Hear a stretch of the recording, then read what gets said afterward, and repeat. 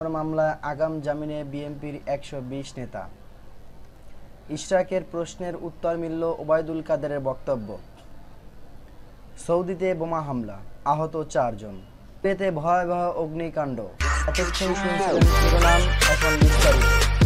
বাস পোড়ানোর ঘটনায় রাজধানীর বিভিন্ন থানায় দায়ের হওয়া পৃথক মামলায় বিএনপির স্থায়ী কমিটির সদস্য গয়েশ্বর চন্দ্র রায় সহ ১২০ জন নেতাকর্মী আগাম জামিন পেয়েছেন। আগামী ৫ই জানুয়ারি পর্যন্ত জামিন দিয়ে এই ১২০ জনকে নিম্ন আদালতে আত্মসমর্পণ করতে বলা হয়েছে। বিচারপতি হাবিবুল গনি ও বিচারপতি মোহাম্মদ রিয়াজ উদ্দিন খানের সমন্বয়ে গঠিত হাইকোর্ট বেঞ্চ ১২০ জনের জামিন আবেদনের শুনানি নিয়ে আজ বুধবার এই আদেশ দেন। পুলিশের তথ্য অনুযায়ী গত বৃহস্পতিবার দুপুরের পর থেকে রাত ৮:৩০ পর্যন্ত রাজধানীর বিভিন্ন এলাকায় মোট ১১টি বাস পোড়ানো হয়।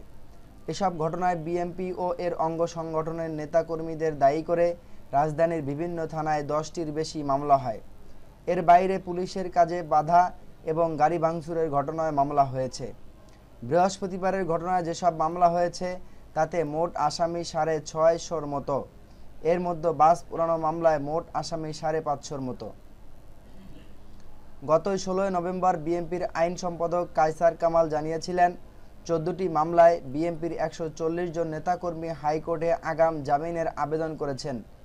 এর ধারাবাহিকতায় আজ পৃথক জামিন আবেদনগুলো হাইকোর্টে শুনানির জন্য ওঠে। বিএনপি নেতাকর্মীরা আদালতে হাজির হয়ে আইনজীবীর মাধ্যমে আগাম জামিন চান।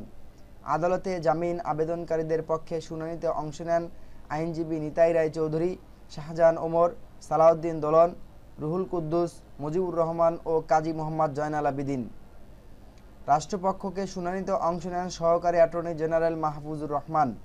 পরে আবেদনকারীদের আইনজীবী মুজিবুর রহমান বলেন, পৃথক ১৫টি আবেদনের পরিপ্রেক্ষিতে ১২০ জন নেতাকর্মী হাইকোর্ট থেকে আগাম জামিন পেয়েছেন। আগামী ৫ই জানুয়ারি পর্যন্ত তাদের জামিন দেওয়া হয়েছে। এই সময়ের মধ্যে তাদের নিম্ন আদালতে জামিননামা দাখিল করে আত্মসমর্পণ করতে বলা হয়েছে।